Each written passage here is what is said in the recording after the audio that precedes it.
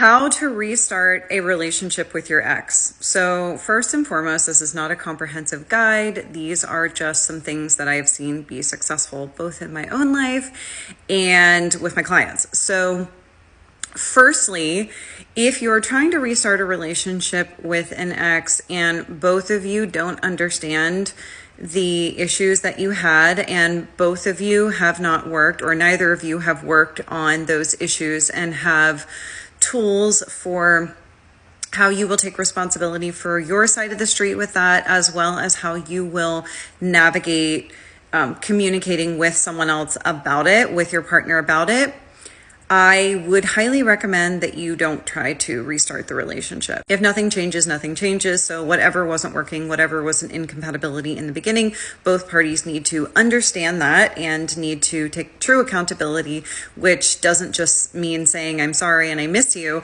It means really understanding it and, again, having worked on it and having a plan for what you'll do moving forward. And the reason, one of the many reasons that is so important, is because almost inevitably, if you're going to restart with your ex, you are also now going to have to contend with trust issues. And I'm not talking about infidelity, although that certainly could be one of the trust issues that you have to work through. I'm talking about the sheer fact that the breakup happened. When someone who we thought was in it with us and was committed to us breaks up with us, it is received as a breach of trust, the way that an infidelity would be, or lying or stealing. Plus, you've probably just experienced a lot of pain as a result of this breakup, and so your brain is going to really want to protect you from feeling that pain again. And so those trust issues plus that fear or that desire to avoid pain are going to be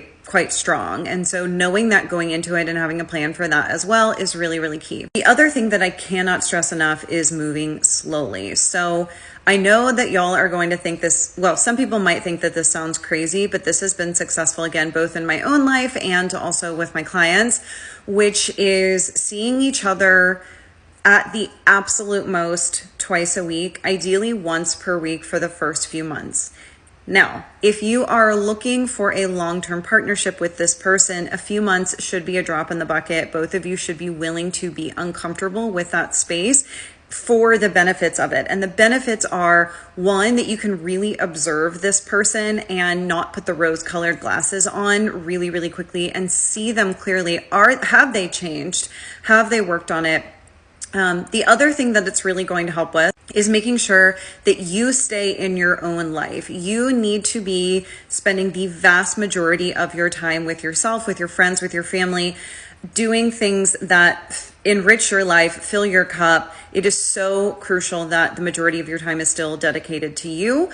And again, this is really going to help you in setting boundaries as necessary, really being able to have some objectivity in whether or not this is the right relationship for you. And also it's really going to help with enmeshment and codependency. And especially if you have a more anxious attachment style, this is something that I recommend, like, as a huge part of your life forever and ever, is to make sure that you have a identity separate from your partner. So moving slowly, setting a lot of time boundaries, dedicating a lot of your time to yourself and to the other things in your life. And after a couple months, you can start integrating more time together, but we probably don't want to be diving into spending the night together, practically moving in.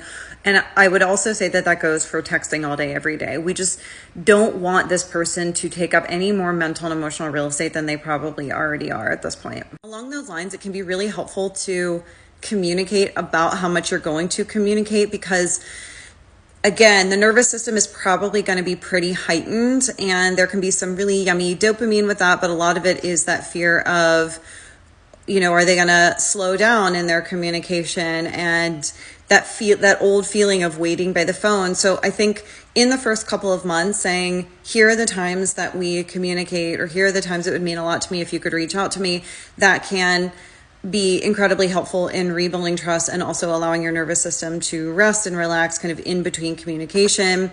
And see if that is something that they are willing to meet you in, or vice versa. And lastly, actually two things. I think couples therapy can be amazing. Every practitioner is different, obviously, but seeing a couples therapist, I think, can be fantastic. And again, for both parties, it shows, it indicates if they have the discipline and the motivation to really be uncomfortable, because this is not a fun honeymoon process in a lot of ways. This is a very uncomfortable process, and it can be so worth it, but it's important to keep that in mind. So couples therapy. And then the last thing is to date again. And I think we should always be dating our long-term partners. But I think creating new experiences and going out in the world together rather than just sitting around at home, I think can be tremendously helpful both for healing.